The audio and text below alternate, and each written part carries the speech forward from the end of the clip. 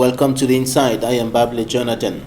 The United Nations says 170 of its 194 member states have abolished execution in law or practice, and the United States has been repeatedly criticized by the international community over its failure to do so. And Cameroon is one of those countries that have not yet abolished the death penalty. That is why earlier this week, the Boya military court in the crisis-stricken southwest region of the Republic sentenced 4 persons to death in the case concerning the Kumba massacre, the killing of 7 students in Mother Francisca International College in Kumba, 20th October 2020.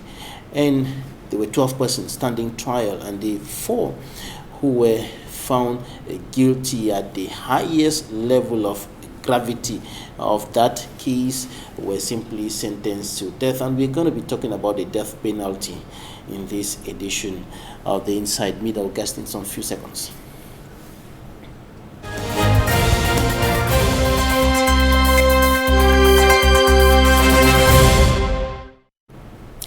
Our guest today is a legal mind, a human rights defender, a lawyer from the legendary law offices in Boya, Barrister Edward Lyonga Eule. You welcome.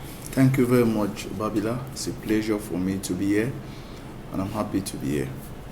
Right, we are talking about the death penalty, and this is one of the rare happenings in Cameroon in recent times as far as the death penalty is concerned. The sentencing to death of 4 persons in connection to the Kumba massacre case by the Boya military court.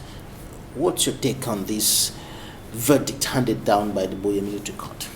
Yes, 12 persons were standing trial before the Boya military court concerning the Kumba massacre, that is the St. Francisca International Bilingual College massacre. 12 of them were standing trial under a charge that was preferred by the Commissioner for Government. And in these 12 persons that were standing trial, they were standing trial for the case of terrorism. They were standing trial for hostility against the fatherland, secession. They were standing trial for murder and possession of firearms and ammunition. Among these 12 persons who were standing trial, 5 of them were kept in custody at the Boya Central Prison, while 7 persons were granted bail. Among the persons granted bail were the proprietor of the school and some other administrators who were granted bail. So that is exactly how the trial went on. It was at, if you look at the charge, it was OMDJ /01/2775. That is a charge that was before the court. So the trial went on, and at the end of the trial that started on the 1st of December 2020, the decision was handed down by Lieutenant Colonel Chinda Jackson. That was a sitting military judge that handled the trial. And if you look at the trial, 4 persons were given were given the death, they were slammed the death penalty or capital punishment, while 4 persons were given 6 months, 5 months imprisonment, and with a fine of 50,000, and 4 other persons were acquitted. So that is exactly what happened as far as the trial passed on this week, on the 7th. And the 4 persons who were sentenced to death are among the 5 who were in pre-trial detention. Yes, they were among the 5 in pre-trial detention. So 4 of them were slammed the death penalty by firing squad. and death penalty by firing squad. That means that if no appeal is taken, and if the head of state finally says he's not commute to the death penalty, these 5 persons are going to be taken to a public place as per section 21 and 22. They're going to be taken to a public place and they are going to be executed. They're going to be executed in the presence of the public and the presence of the press. So if you look at the law, there have been serious criticism. Most international community, after the verdict, they have criticized Cameroon for not abolishing the death penalty. Because before we go further to talk more about that, I want us to clarify some few things about the appeal. How many days? Yes, the accused, the convict now, they have 10 days from the date of delivering of the judgment. That's on the 7th. They have 10 days for them to appeal to the Southwest Court of Appeal that is headed by the Honorable Chief Justice Ngute Paul. So they have 10 days from the date of the delivering of the judgment, and the CPC says that they just have to make an oral, just even an oral statement before the judge, before the court that delivered the judgment, by saying that we are going on appeal on the matter, and the judge is going to, and the matter will be slated for appeal. But I spoke to some of my learned friends who are handling this case, like Barrister Atto Walters and my other learned friends who are handling this case, and they assured me that they were going to seize the Court of Appeal. They were going to seize the court because there were serious procedural irregularities as far as this case is concerned. And Mr. Jonathan, it is important for me to draw the attention to make the televiewers to be aware that when it comes to issues of the death penalty and issues of criminal proceeding, the Criminal Procedure Code says that the prosecution must prove their case beyond doubt. When the court says beyond doubt, it means that if there is any doubt, anything that is not clear, it goes to the favor of the accused person. All facts must be proven. All facts must be in proven a way that is not disputable. It is not disputable. And Mr. Jonathan, we need to draw the attention of most of our judges who are rendering out judgment, that the Criminal Procedure Code and the prosecution, that the Criminal Procedure Code needs the highest of proof. If there is any doubt, it goes to the favor of the accused person. Jonathan, I need to explain what my learned friend said. My learned friend said most of the evidence that were brought were circumstantial evidence. That is, he says most of the people said they told them that they saw this. So most of them did not have direct evidence. Came from secondary sources.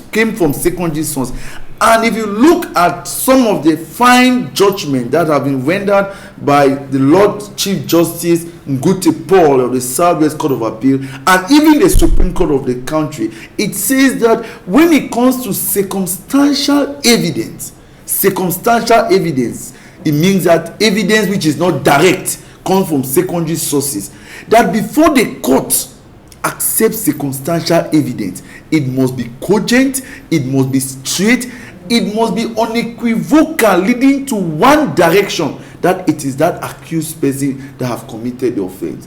But my learned friend said in this particular case, there were series of procedural irregularities and there were series of evidence that were circumstantial, and it did not lead to one and irreversible direction that it were the accused person that had committed this crime. So we are waiting for them to file the appeal, and we're waiting for those fine judges of the Court of Appeal to look into the process. Because one of the points he raised was that these accused persons were kept in Kumba for a month.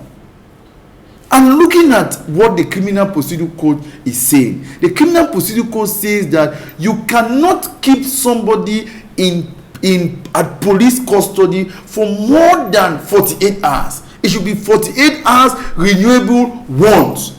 The person should be taken to the nearest court or to the nearest state council. But that was not what was done. They were kept in Kumba for a month before they were being transferred to Boya to be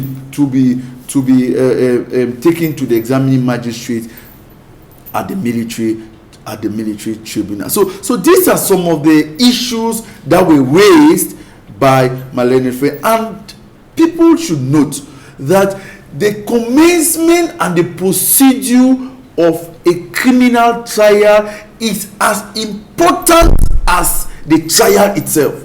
If you miss it, too bad for you. And these are the things that are found in the code, Mr. Jonathan. Now, what are the possibilities at the level of the appeal court?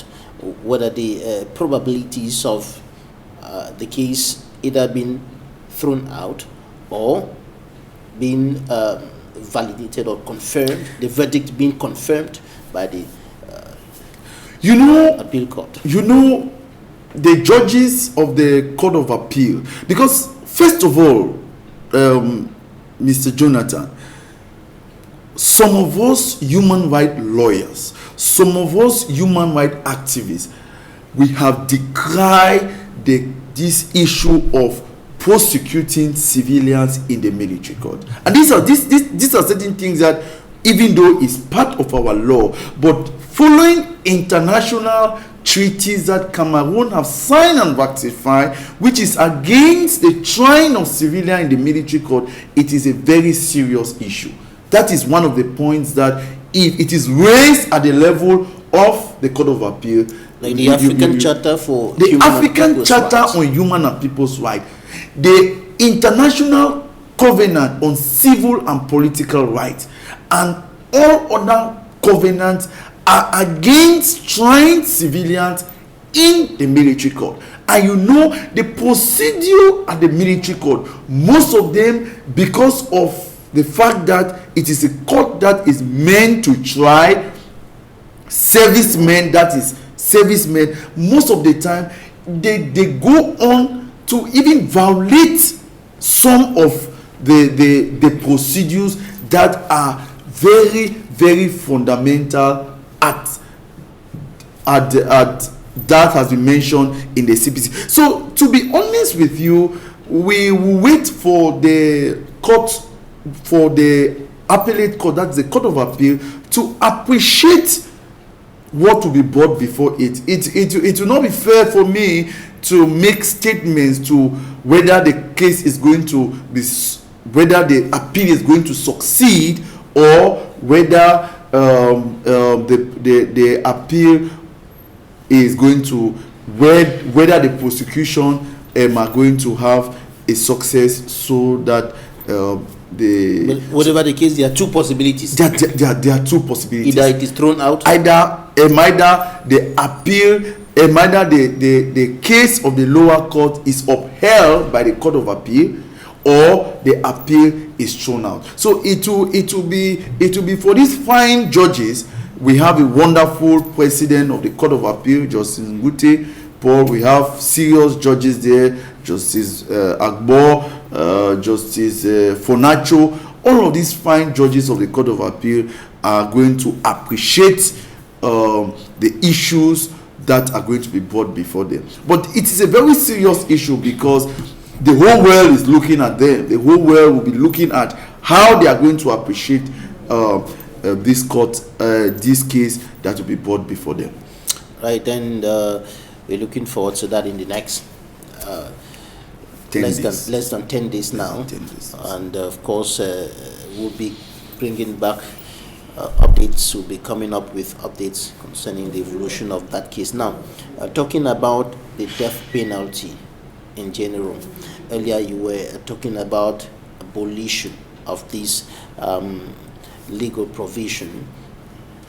And 170 out of 194 member states of the United Nations have abolished, but Cameroon has not yet. In the United States, which is highly been criticized, considering the fact that it has been standing out as the teacher of human rights around the world, there are a number of states that have abolished that, but there are still, I think there are still 23 states that are still applying the capital punishment. Cameroon is yet to abolish this. Yes, Cameroon is yet to abolish it, Mr. Babila, but Cameroonians should know that the last time where a person was executed in Cameroon is since 1997. That was the last time we had a person who was executed after being convicted for a death penalty. So if you look at the roll, we have about 220 persons who since 1999 have been convicted up to this present number, like 220 persons who have been convicted but are still found under, who have not yet been executed. But now, if you look at the provision of the law, if you look at section 22 and 23 of the penal code that talks of the death penalty, it says that even after the court have pronounced a death or a capital punishment, the court cannot go ahead and execute this capital punishment. It needs the head of state for his word on commutation. Commutation, it means that the head of state will come up to say that I am not opposed to the death penalty. If you look at that section 21 in its second arm, it says that no death penalty will be executed until the head of state mention on the issue of not commute. That if the head of state does not come out to say I am not opposed to this death penalty, you cannot execute it. So in that light, you will see that Cameroon, even though it has not abolished the death penalty, it is one of those countries that are on the move of abolishing the death penalty, because since 1997 the head of state, His Excellency Paul Biya, has not made any statement as to the issues of not commute.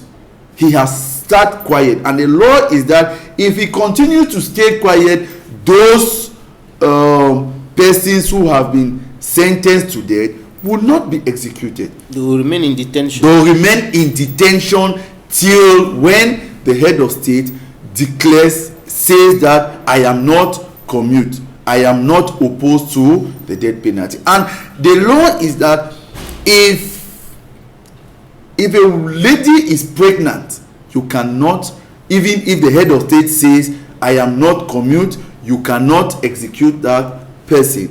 So that is exactly the position of the law in Cameroon when it comes. But if you go further to look at the economic and social resolution of the United Nations, Economic and Social Council resolution, if you look at that, it's around 1984/50 resolution. If you look at that resolution on the safeguards of persons who are facing the death penalty, it has spelled out certain safeguards which we think that Cameroon, being a signatory to that convention, is respecting. And one of it is that if somebody have been put a death penalty or a capital punishment, if it's less than 18 years, it will not be executed. If it's a pregnant woman, it will not be executed. If the person is insane, he will not be executed. But so roughly, if you look at the law, it protects some vulnerable persons who even though they have been convicted and said they should be they should die either by shooting or by hanging under our law, those persons are still protected. But so if you look at the position of the law, Cameroon, we can say, is one of those countries that are at the verge of abolishing the death penalty.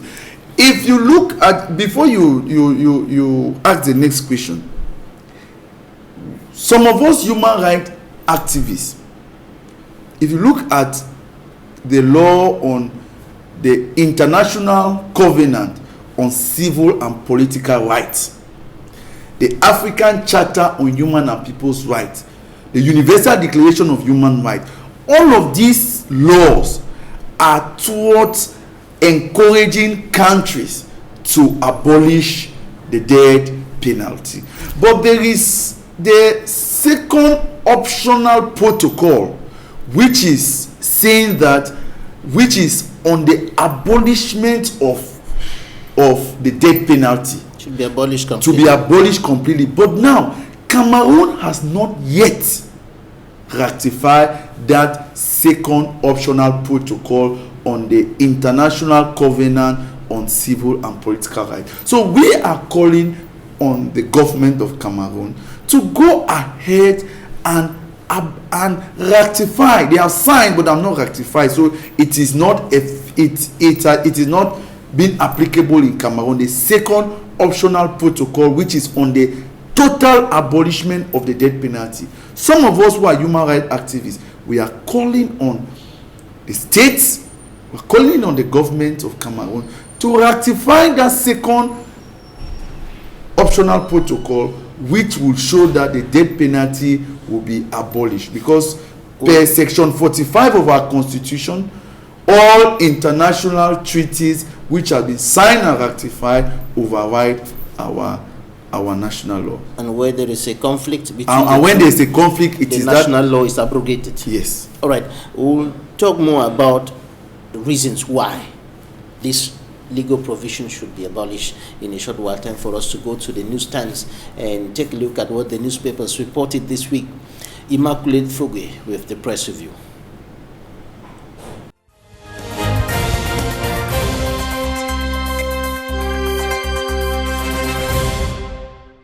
The Guardian Post exclaims, Kumba School massacre, military court sentences 4 persons to death by firing squad. As reported by the Post Weekender, after 1997 death execution, Cameroon slams it again on Kumba School massacre defendants. Breaking news says ghost Presbyterian church houses in Bali on Sunday, September 5th. According to Newswatch, international religious groups petition President Paul Biya over Bali church shooting. Another edition of the Guardian Post exclaims, Northwest Regional Assembly on fire, House of Chiefs, President bullied to submission, cancels announced nationwide peace tour less than 24 hours after unveiling program. The Horizon 2021-2022 academic year all set for hitch-free kickoff in the Northwest and Southwest regions. The Median 2021-2022 academic year, Professor Nalova Lyonga rolls out guidelines for schools. The Post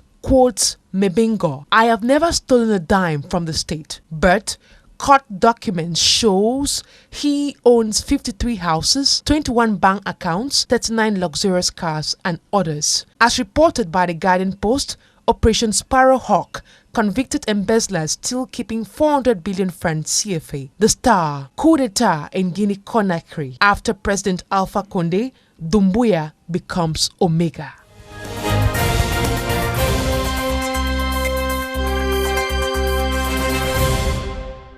Thank you, Immaculate Fogwe, for the press review. Barrister, you're saying that the capital punishment should be abolished. We know that this is a human right issue, and the right to life is a fundamental human right that shouldn't be tampered with. Can you explain this for me? Of course. If you look at the Universal Declaration of Human Rights, if you look at its Article 3, it says that the right to life, is so sacrosanct that no person should take that right from another person. It is the most sacred of all the rights, the right to life. So if Cameroon is a human right friendly nation, which we know it is, it's a very human right friendly nation. So why do there are complaints and cries about human right violations, human right abuse rising to the sky? Just this week, civil society leaders of Stand Up for Cameroon civil society platform were raising an alarm over the rate of human right violations and abuse in Cameroon. To be honest with you, if you look at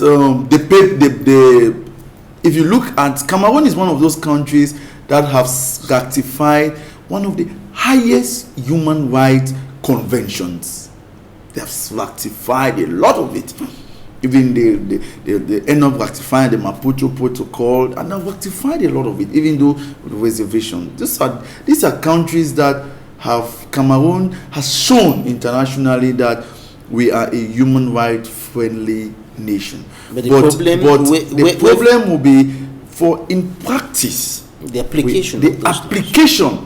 We in Cameroon, I'm sorry, Mr. Babila, we have a lot. Our human rights record in practice is very, very bad. You have issues of pre-trial detention. The rights of the accused persons are not respected. Even during trial, their rights are not respected. You have issues of bribe at the level of the judiciary. You have extrajudicial killings. The case of Wazizi is still very fresh in our minds, and many other extrajudicial killings. You have administrative detention. You have interference with the judiciary. So all of these things have painted our human rights record very, very bad. It's very, very bad. You see, you have incommunicado detention.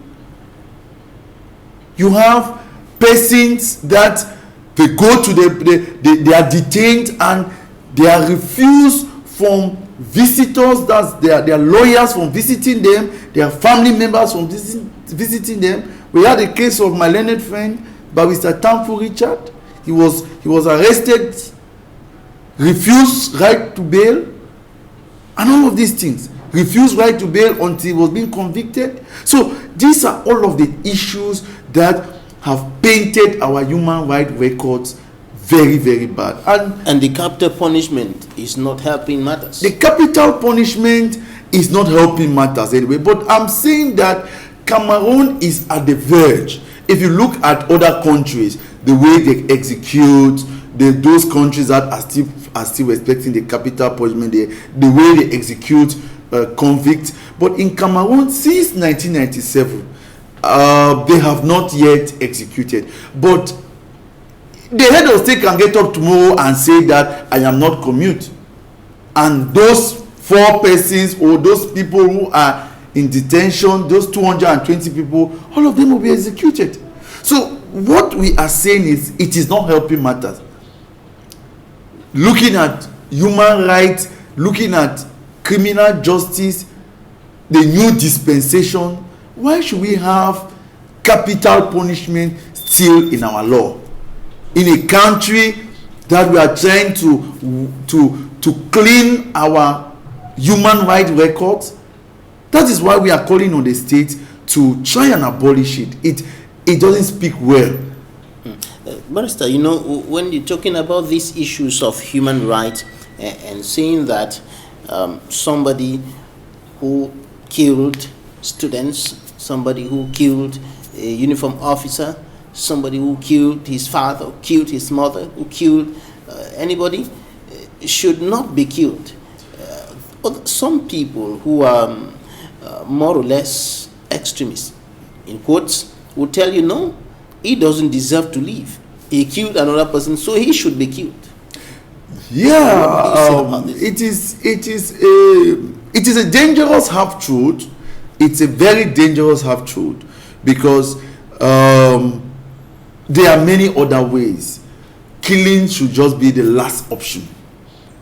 The person could should it even be an option? It shouldn't even be an option. It is a dangerous half truth that people say, since as he has killed somebody, the person should be killed.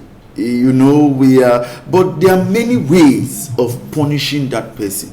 The fact that the person will stay in detention for the rest of his life, because Mr. Jonathan, to kill somebody, the person is not serving punishment. He's dead and gone. He's dead and gone. If somebody does something and you shoot the person and kill the person, it doesn't mean anything to the person.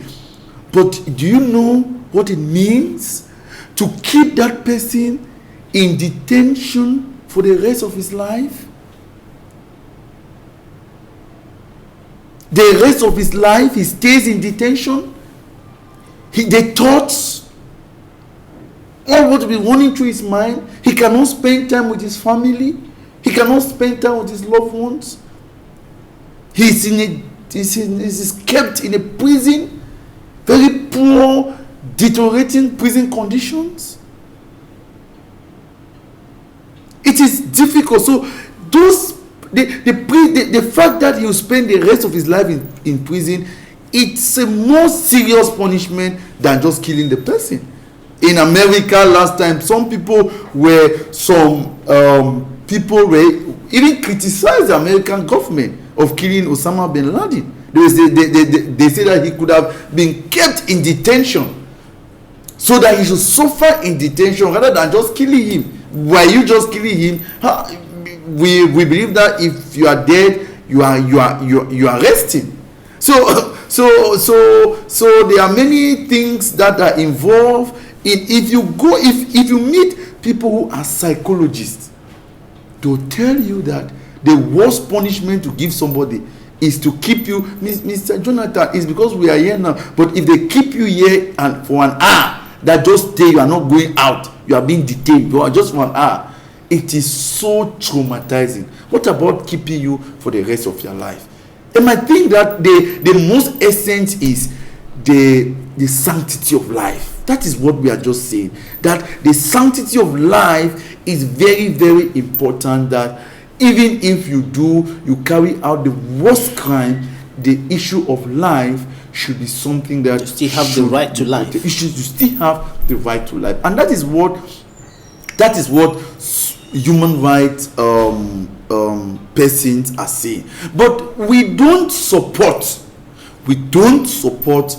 the act that was done to those innocent children in Kumba.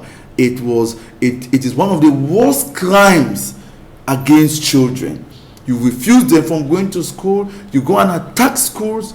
Mr. Yannick, Mr. Babila, do you know that if you look at international humanitarian law, that even in cases of armed conflict, internal armed conflict, international armed conflict, there are places that should never be attacked. You have schools, you have hospitals, you have churches. These are places that should not be protected under international humanitarian law. Protected under international humanitarian law. And even after this, if those people are being convicted, they can still be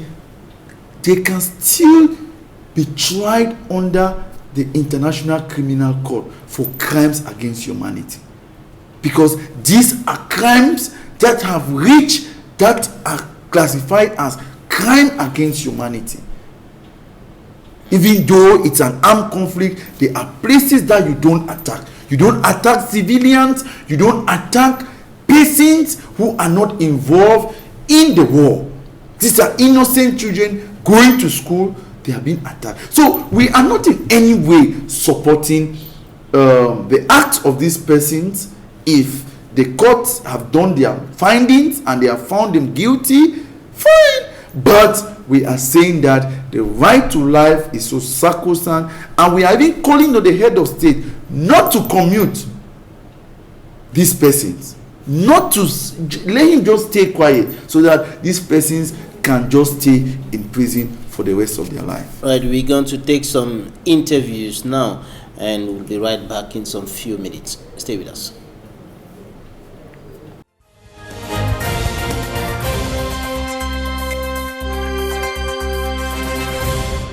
After the crisis, I decided to leave.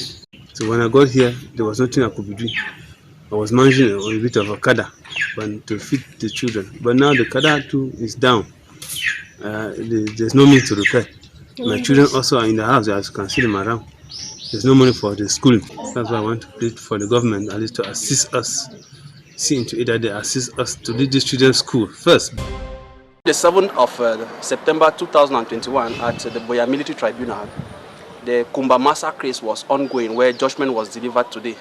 Among the 12 persons who were standing trial before that court on charges of acts of terrorism, hostility to fatherland, secession, and illegal possessions of arms and ammunition.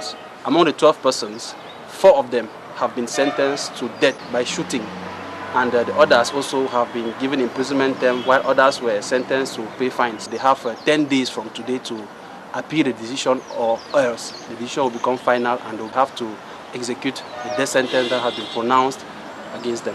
In Cameroon, the penal code provides for death sentence, meaning that they have to kill them if they don't appeal against the decision. They'll be fired in a public space, and that's killing. If they don't appeal the decision and it becomes final, those 4 persons will have to be executed. He said to me, "Mommy, we didn't do anything. We were just there when they brutally asked us to sign the document. We were beaten. They said if we don't sign the document, we will be here for the next 10 years. I personally was tortured, so I had no choice than to sign the document." The people before the courts, especially the members of Stand Up for Cameroon, who maybe because they wanted to express a political opinion, for one reason or the other, found themselves being arrested arbitrarily without any warrant. The authorities that be, who are handling the file, should be more humane in using their conscience and the law in rendering justice. No citizen or no person, regardless of their social status, for whatsoever reason, has the right to assault a police officer on duty. That could be considered as jungle justice, which we all know has no place in Cameroon. Insulting or assaulting a police officer on duty or refusing to obey instructions is unacceptable. The Delegate General for National Security here present has always given a listening ear to alleged or founded excesses of police officers. You even have the possibility to phone directly in case of problems, and there is a number for that. To publicly attack a police officer or any security officer on duty shall hereafter be considered as a casus belli. Regional governors have been instructed to handle irresponsible persons who attack police officers on duty. Such disrespectful and derogatory behaviors towards security officers shall be sanctioned accordingly as provided by the law. Section 156 of Law Number 2016/007 of the 12th July 2016 relating to the Penal Code, amended and supplemented by Law Number 2019/020 of the 24th of December, for everyone to get abreast with. Section 156, assault on public servant. Whosoever uses force on a public servant or otherwise interferes with him shall be punished with imprisonment for from 1 to 3 years and with a fine of 5,000 to 100,000 francs CFA.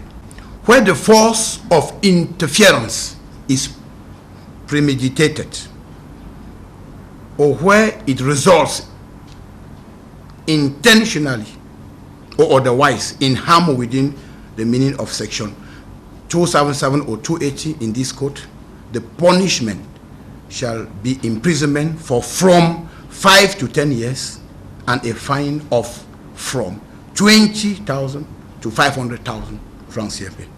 Where the force or interference results unintentionally to death, the punishment shall be imprisonment for life.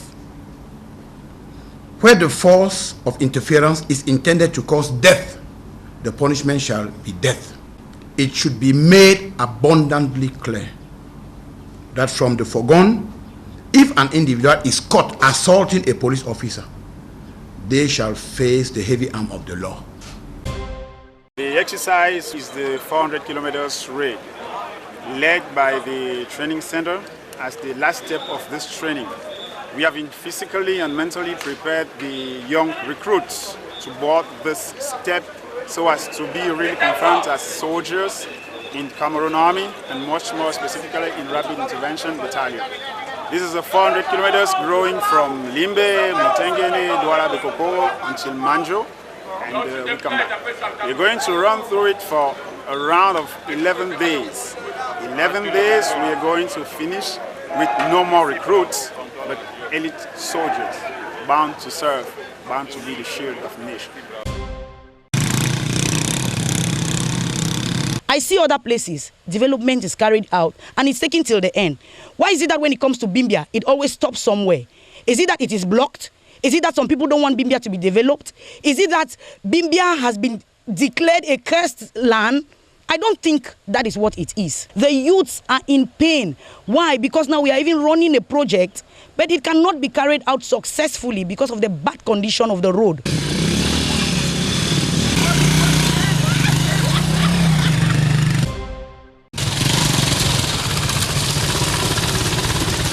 The difficulties are attached to one major problem which we have, which is the road that we have. The road that we can see from Manawabe till Mabeta, which links right up to Tiko, have not been tarred, and it is in a very devastating and bad condition. That has led to the impairment of lots of developmental projects that would have empowered the youths. Presently, we have the pilot village project that has empowered about 50 youths, which we thank the minister, Madame Nalova, who had ensured that this particular project got to us, and the National Civic accorded this project to recruit 50 youths of this subdivision. But it is in there at the level of Dikolo. We cannot really access the place, and it is all about agricultural produce. There is a lot to be done. And as we are receiving some collaborators this year, in a short while, they are going to be here in Cameroon. So we shall be looking at which machines are working and which machines are not working. Now, as I noticed, inside one room, you can have 100 machines and only 20 are working, which means that the students are undertaught. Even if they are using cameras to show the students what is supposed to be, it is not enough. And I'm asking how for, I don't know, 50 years or more, they can keep equipment that is not functional in a workshop, and they are happy to say that they have a workshop. That is not sufficient at all. I am not happy with that at all. What we're trying to do, we're hoping that in a short while, we are going to be able to, revamp what is found in the workshops. And another thing that I found was the fact that there is hardly any collaboration between the schools. These are technical schools, and they're not working, with one another. I noticed that all the machines that are bad in one school are bad in the other school. So I said, are they just working to accumulate bad machines in each school? What have they been doing? Even the teachers who are teaching, don't they do research about the material that they are working with? They have to do research and know whether the society, the company that from which they bought machines has one thing or the other. But they just sit there, and when you come, then they're proud enough to show you that here is a room, whereas 80% of the machines are not working.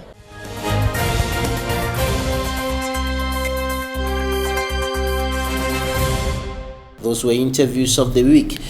Barrister Ewule, when the governor of Virginia State signed the bill to abolish the death penalty, that was in March 2021, in his statement he said the repeal will stop a machinery of death.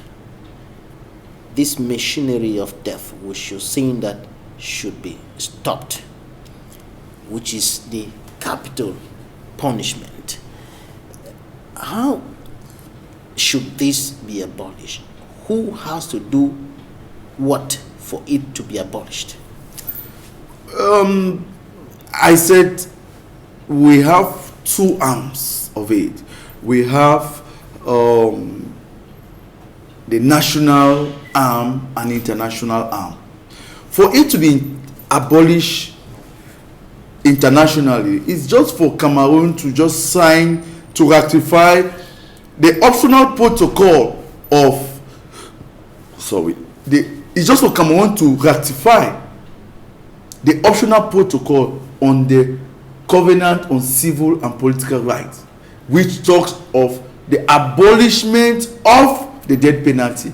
As soon as Cameroon ratified that, because Cameroon has signed it, you know, when it comes to issues of treaties, there are two parts of a treaty. You have the signing and the ratification. The signing is the first part of you just accepting to look at the treaty, to take it back home to be looked at it.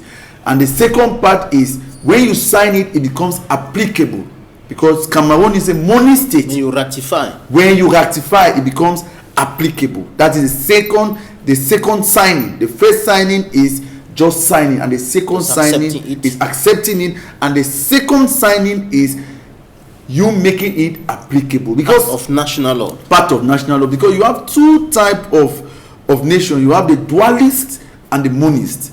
Dualist is a state like Nigeria, that for a international law to become applicable to Nigeria, the law has to be brought to Nigeria and taken to the parliament, for the parliament to sign it and put it into a national law for it to meet up with local realities. That is, for a dualist state, it must be brought and taken to the parliament. But for a money state like Cameroon, once our president, once the head of state signs it, it becomes binding mutatis mutandis. It means that there is no modification. In Nigeria, it is taken to the parliament. The parliament will make it now to meet up with local realities. But in Cameroon, once the head of state signs, it applies mutatis mutandis. So once Cameroon just signs that optional protocol for the abolishment, it becomes, per section 45, it becomes binding. Nobody can be sentenced to death. But now, in Cameroon, what can be done is that we just need the modification of the law. We just need an amendment of, there are just two main laws in Cameroon which talks of a death penalty. You have the penal code, the 2016 penal code, and the 2014 terrorism law. Those are the two laws that still has the capital punishment. So the only way to go about is just to amend. The parliament just sits and a bill comes to amend that provision, amend section 21 and 22 of the penal code, and in the terrorism law amend section 1 to section 5 of the law on the suppression of terrorism. If that is done, then it will not become part of our law again. But we should note something, that even if Cameroon goes ahead to ratify the optional protocol on the International Covenant on Civil and Political Rights on the abolishment of the death penalty, and our penal law here still has the death penalty, in most circumstances, the country sometimes are sovereign nations are sometimes jealous of their sovereignty in such a way that even if they ratify those international covenant, they still go ahead to violate it just to protect their sovereignty. The national laws. Just to protect their national law. Even though in Cameroon it is clearly stated that where there is a conflict, the national law is abrogated. But we have cases, you look at most cases in international law, you see that even though some countries had signed and ratified some international convention, even if their national law is in conflict with that international law, they still go ahead and apply that national law because of the issue of sovereignty. So the best option, the best bet is for the ratification of the best bet is for the amendment of the penal code and the law on terrorism. Right, Barrister Ewule Lionga, thank you so much for coming. You are a human rights lawyer from the Legend Law Offices, Boya. Legend Law Offices. I am the principal partner of Legend Law Offices, Boya, and also the founder of Legend Human Rights Foundation. Thank you so much for coming. Pleasure, man. Thanks, ladies and gentlemen, for staying with us. That's it for today. Goodbye.